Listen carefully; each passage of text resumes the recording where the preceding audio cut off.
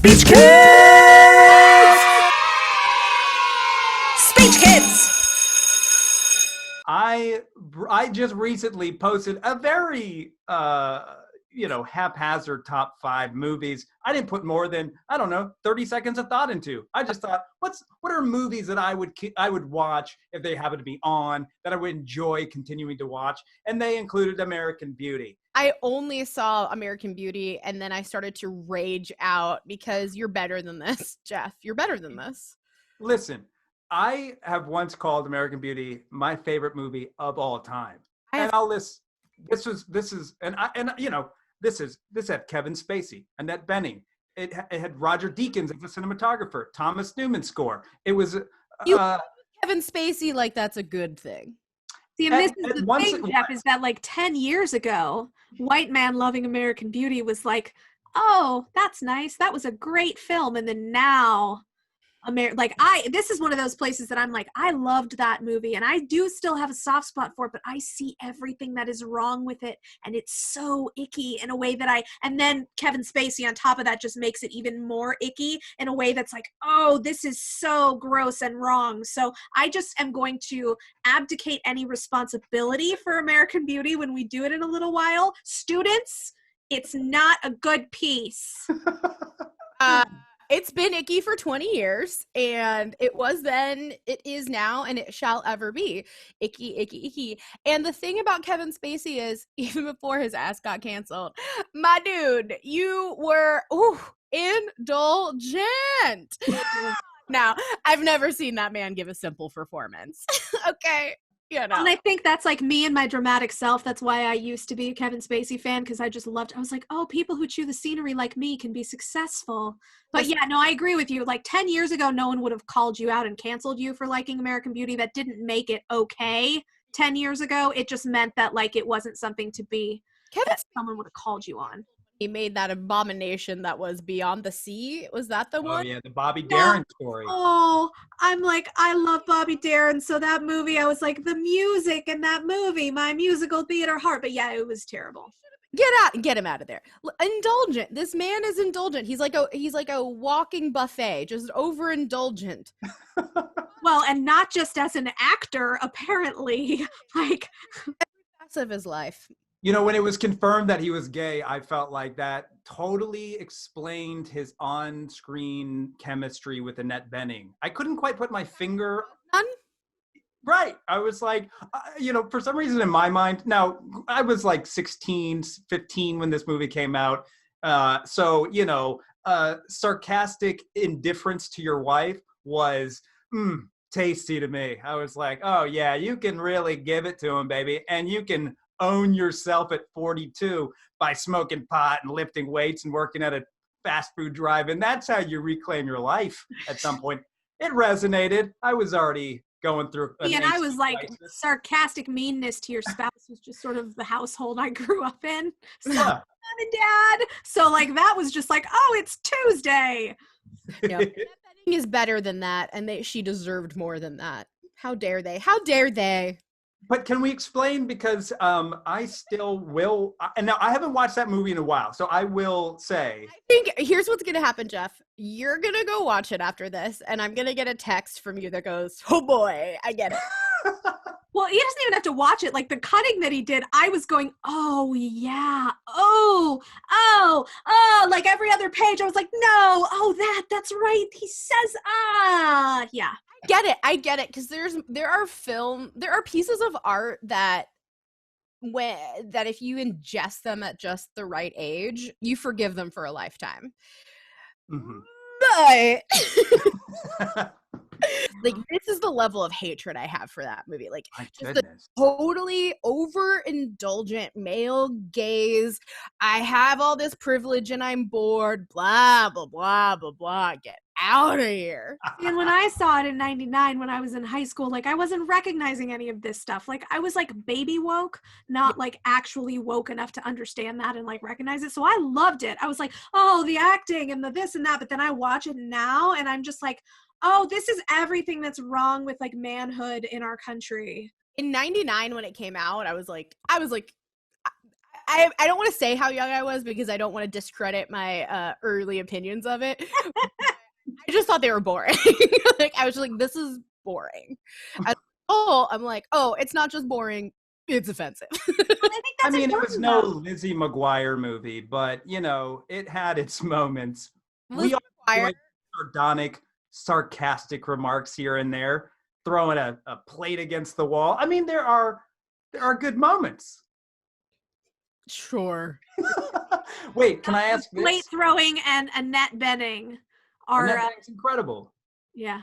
Look, I did have I did recently just rewatch Shawshank Redemption. Okay. A movie that holds up. Yeah. However, explain this to me. Why is that on so many people's top 5, even top 1 movies of all time? I don't get it. Because it gets played in syndication 5 times every day. People see it. That's a movie that doesn't like I watched it. I know I liked it. I can't really remember it though. Like that's like a movie that kind of like I don't really remember. Yeah, exactly. Because there isn't much to remember. The only thing you'll probably remember was when that old guy got out and couldn't deal with it and he hung himself, and you're like, that's the saddest thing I've ever seen.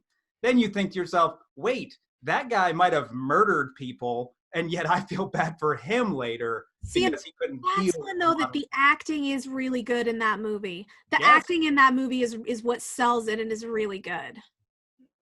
Great cast, Thomas Newman score, all of it was well done. I just don't I don't have any desire to watch it again. I know why I only watched it once before.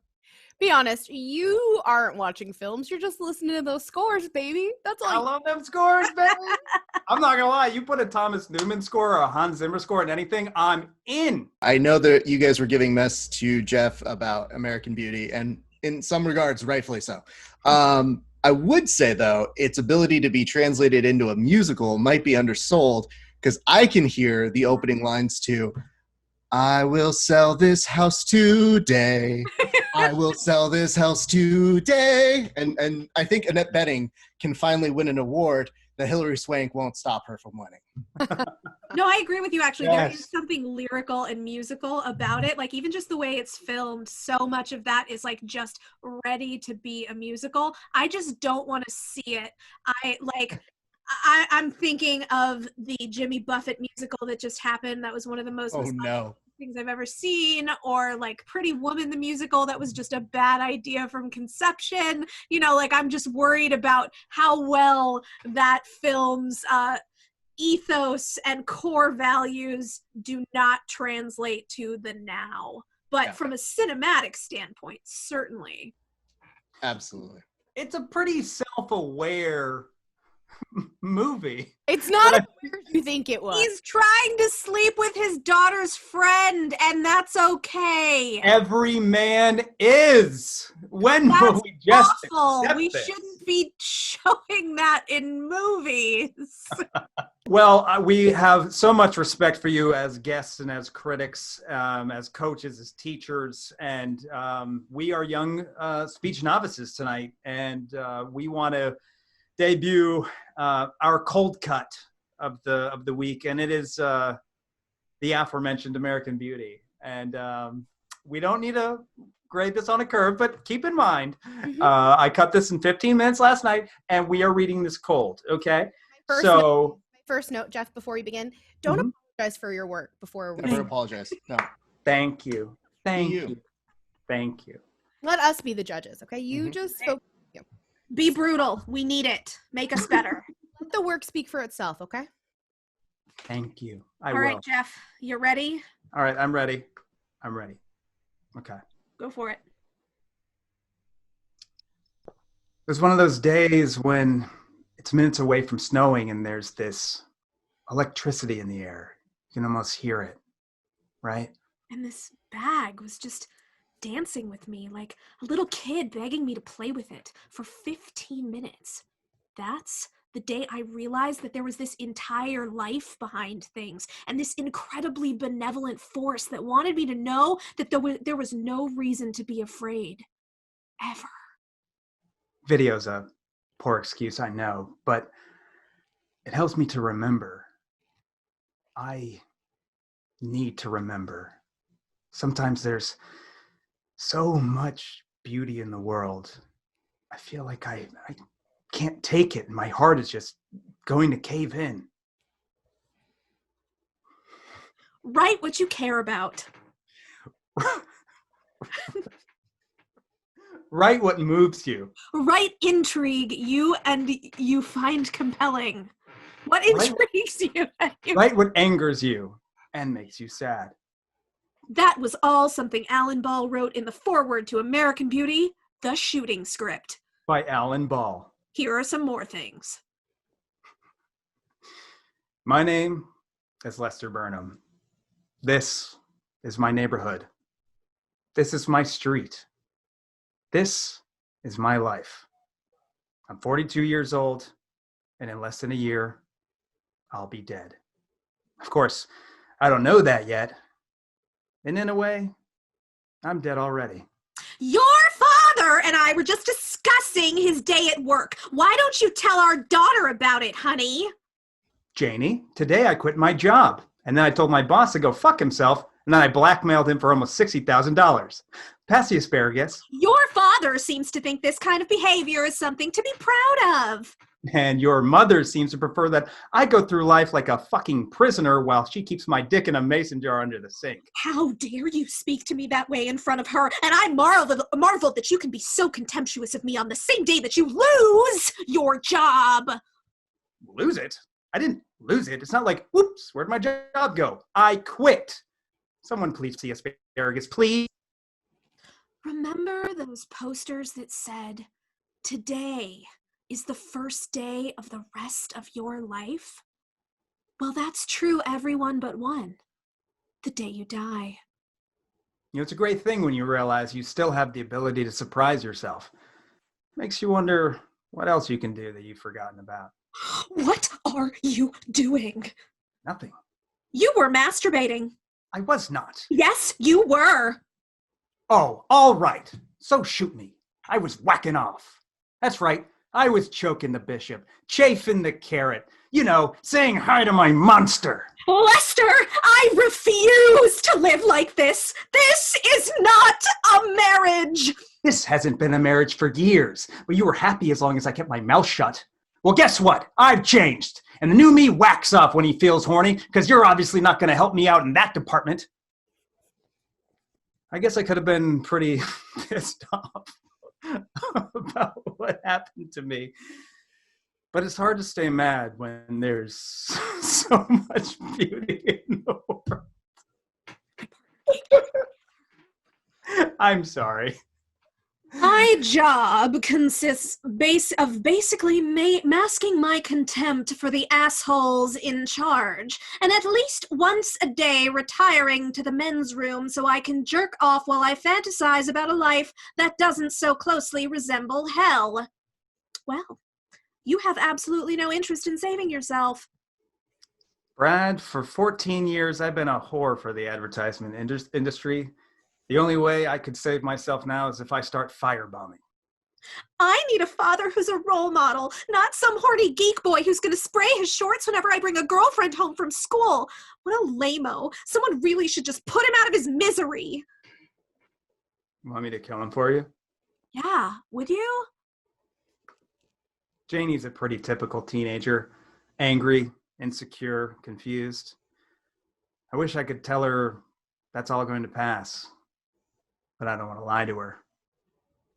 We zoom toward her as she takes off her bra clumsily. She's obviously, I can't even, okay. She's obviously embarrassed, but she's gone this far and there's no turning back. She stands there with her breasts exposed, thank you, male gaze, trying to look defiant, but she's achingly vulnerable. Sometimes I feel like I'm missing it all at once, and it's too much. My heart fills up like a balloon that's about to burst. Angela, who is a child, lies beneath us, embarrassed and vulnerable. This is not the mythically carnal creature of Lester's fantasies. This is a nervous child. Where's your wife? I don't know. Probably out fucking that dorky Prince of Real Estate asshole. And you know what? I don't care. So your wife is with another man, and You don't care. Nope. Our marriage is just for show. A commercial for how normal we are when we're anything but. You like getting nailed by the king? Oh, yes, I love it! Nail me, Your Majesty! Who's the king? Oh, you are! And then I remembered to relax and stop trying to hold on to it. And then it flows through me like rain, and I can't even feel anything but gratitude for every single moment of my stupid little life. Sorry about my dad.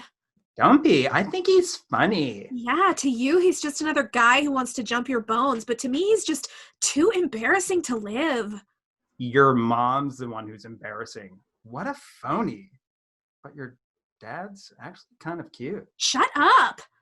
He is. Just worked out a little. He'd be hot. Shut up. Oh, come on. Like you never sneaked a peek at him in his underwear? I bet he's got a big dick. You are grossing me out right now.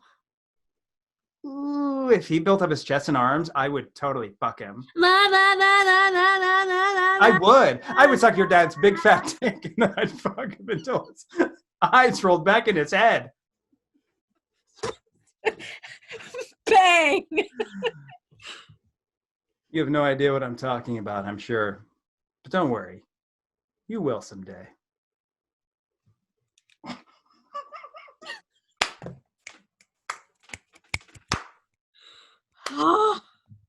All of the gross things just bubbling to the surface. Wow. Well, thank you for sharing your work. Mm-hmm. I appreciate Into Juilliard? Well, I think there's some, Rafe, I have some sort of general feedback. The first would be, I think, when choosing material, you want to make sure that you have chosen material that both partners feel comfortable exploring. And Jeff, it felt like maybe Amy didn't feel completely invited into and so I think that some of that discomfort came through, and I think we started to channel some of that discomfort, and it came out as giggles and things like that. Amy, I do want to say I really applaud you because I could feel you in some different moments, really taking that frustration and trying to rechannel it into the characters, into the text, and I thought you had some really lovely, truthful moments. But I think, a couple of thoughts. Jeff, Amy, I think you two have lovely chemistry, and I think there's a real sense of friendship and camaraderie, and you really, had each other's backs at time. Even when we were like in the mess, we were in the mess together, and I really love that. But I would say, Jeff, don't push the joke, okay? Trust that the joke is going to land. Trust that we're with you on this journey. I felt like, we don't need to play it so tongue-in-cheek. I think my big note to you both is go back and play the truth of the scene. The more we play the stakes, the more we play the reality, I think the more those jokes are going to pop. Trust us. Trust us a little bit more. I don't know, Rafe, what do you think? So I'm going to start by asking Amy. Mm-hmm. Amy, I might have been in a coma at this portion. I don't remember. Do you mind telling me what the introduction argument was again? Because I just want to make sure that my streamlined notes are in accordance to your vision. I have no idea what the introduction argument was. I think it was about writing things that you care about, and Alan Ball wrote about a bunch of things he cares about. To be fair, a much better introduction. So I'm going to start with that. Mm-hmm. Jimmy Fallon, Jeff, sorry. Takes me a second here. Sometimes I forget. You son of a bitch. Okay. Well, you stop doing Jimmy Fallon and I'm going to stop calling you that. Jeff, respectful language in this space, please. I'm sorry. Yeah. Thank you. This is a family show. It is a family show. It was a family show. And then we did American Beauty. Jeff, I'm going to ask you a question that I hope is going to tell us more about the process, which is, what was the most difficult aspect of cutting this piece? So when you when you copy and paste out of IMDb quotes, it doesn't always let you hit copy, and so sometimes you have to write it yourself. Okay. And then when you Google American Beauty 5 minutes, it just comes up with Alan Ball quotes from inside of the shooting script that you just drop in without context. And sometimes the context doesn't work. And you only find that out after you perform it. Right. I specifically thought the insertion of bang was not something I saw in American Beauty. I might have seen it in the movie Chicago. They might have actually said bang in the script for Chicago. They both reached for the gun. I took that from Kiss Kiss Bang Bang.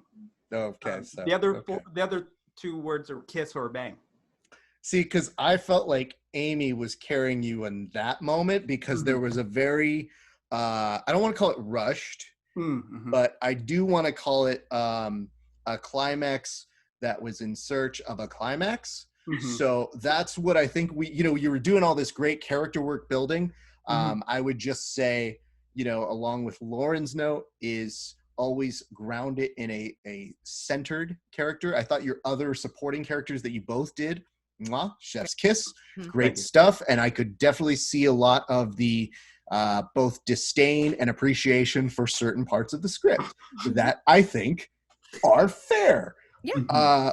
The only thing that I think puts a little bow on this, which is this, Jeff. Yes. When you have to play a character that is so inherently famous, the one thing that I just want to take away from it is not the interp of the previous character, but just a little bit more of the grit. Your version of someone who is having a midlife crisis is someone who just appeared in Glee and is telling us, I'm having a midlife crisis. This is going great.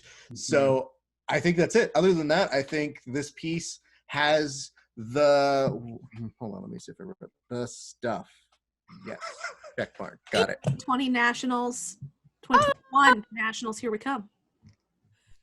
You two as a partnership have the stuff. I don't know that you found the material that serves you. I think there should be just more Janie Angela scenes in there. Was kind of my feeling. A little light on Janie Angela. I also feel like you might want to take a look at the cut, because if you're not comfortable dealing with masturbation, then maybe we should take it out. Because it felt like maybe we were a little afraid of the choice that we made. Masturbating makes me giggle. It also makes me giggle to talk about sucking his big fat dick, but some of us are less mature than others. And it's okay. We want to challenge ourselves. We want to get out of our comfort zones. Yeah. There's rehearsal and there's competition. Challenge yourself with this piece in rehearsal, but maybe take a second to reevaluate what you're ready to bring into competition. Maybe what was it? The Muppets? Which one was it? Muppets in Space? There's some great scenes from that. I think you guys would crush. Honestly, Jeff, Gonzo might be the role you were born to play. 100%. I was just about to say that same thing. I was like, Jeff is Gonzo. How is this not like the slam dunk right here? I will say, even if the cutting is okay, the scene transitions had a sense of vibrancy and life to them that brought it alive at times when I said, are we at minute 40 already? Oh no, we're about to get into the heavy misogyny. All right, well, don't. Were they great or the greatest? Were there other options? Man, I'm losing my ability to talk. Hold on, I'll see if I can just drink more of this water. That will help me. I'm sorry, what was the question again? The use of Alan Ball's stage direction that described exactly the feelings of a young girl who is being disrobed by a grown man. Do you feel like that was a great choice or the greatest? So I'll say to certain groups on the internet message board, it's exactly what they think is great. So In that respect, yes. But think about, is that the audience you want? The I rest of hope us are crying. I think the thing, Jeff, here is I think Ray's asking a great question, but I think it needs to be reframed a little bit. Just because that's the audience you might want, remember that you're working with a partner. Because that's definitely not the audience I want for anything. I could feel that, Amy. Ever. I feel like there's a Reddit thread for everyone, and sometimes your partner wants to be on a different Reddit thread, and you got to find one you can compromise on. I'm on the Disney musical bootleg Reddit thread. That's where I'm at today. I think there is some crossover there. Yeah. Jeff? I think maybe you should revisit some ER scripts. Ooh. Actually, that's kind of fun. Could I integrate my interpretation of the score into the piece? Whether I want you to or not. Can I just say? Yeah, please. Don't downvote your partner. That is the most important thing. And if we're going to go back to an ER adaptation, totally into it, one of you has to do the LaSalle punch, because I think that's key to bringing me into that world. And I would say, second, they do have a live script. So that does exist. We all watched that episode. There was a live episode of ER. Yeah. Right. Yeah, we were so impressed that they could actually still follow them around inside of the set with their moving camera. It was like a thing. Yeah. Yeah. John Wells says, I don't care if you want it live. It's happening. NBC Thursday at 10. And unfortunately, they're still giving us live episodes. Yeah, of 30 Rock and Undateables. Yeah, I don't know. My goodness. And The Sound of Music with Carrie Underwood. Let's never speak of that. And now there's going to be a Golden Girl episode with Tracy Ellis Ross and others. It's on tonight. Regina King, I think. I would just ask, do you guys have any questions for us? Because, it's really important that we create this open communication dialogue here. Yeah, I have a question. Is an ironic detachment from a dated misogynistic script the kind of tone that we could pull off? I guess my question to you is why make the choice to be ironically detached to something when you could be doing something that you're just attached to, right? As soon as we bring irony into it, aren't we just making our job a little bit harder? I have no genuine feelings. Well, then I say this every semester. I'm here to coach you through speech and debate. I'm happy to walk you to the counseling center after class. I'm not your counselor. I can change the color of my face. And I'm sitting here, I still have the list of movies from 99 pulled up, and I just spotted 10 things I hate about you. And I'm just thinking that there is some brilliance there. And also Office Space. I'm just wondering why of all of the movies from 99 had to choose American Beauty. Because I wanted to actively troll my friend Lauren. I know, I'm aware. I did say yes to that, even though I was well aware of the depths of the misogyny. I just appreciate how you were trying to troll her, and it really backfired in a number of ways that I'm not even sure you expected, because I know for sure when I was waiting to come on the show, I was like, I think they're going to be on American Beauty for another 10 minutes. I think people have some real feelings about this, and I'm going to let them work it out. I think it's important everybody says what they need to, because we've all learned a lot more since 1999 here, people. We really have. And if we've learned nothing from tonight, it is that American Beauty holds up as a cinematic classic. There are varying opinions, and most of them are great. So, white men.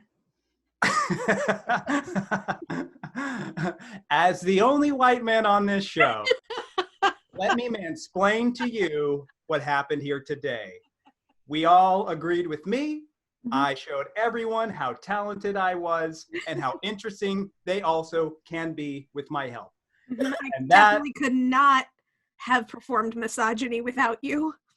Yeah, bad news. That demo that Jeff was looking to reach is 100% going to agree with what he just said there. That's the soundbite for Twitter. I'm gonna print off an American Beauty quote and add it to the painting of us as Donnie and Marie. Please do. Do you have that handy? Because that might be finer work. There it is. Yes, baby. Oh, wow. Woo. Wow. It's just good. God, it's one of the best things I've ever sent away because I couldn't look at it anymore. Every time you try to troll me, it backfires. Speech Kids!